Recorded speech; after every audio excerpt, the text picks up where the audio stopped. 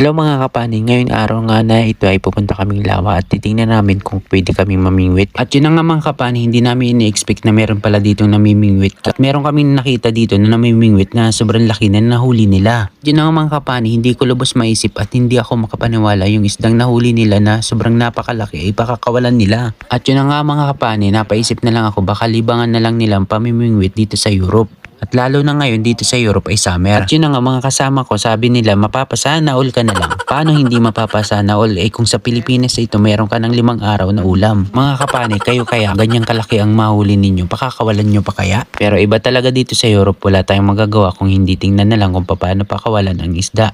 Kaya kami napaisip na lang kami ng mga kasama ko, baka pag namingwit kami at meron kami nahuli, hindi namin makakain si pakakawalan na rin namin kasi pag hindi namin pinakawalan kami makukulong. Yun na nga, nasa ibang bansa kami, wala kami magagawa kung hindi sumunod sa patakaran.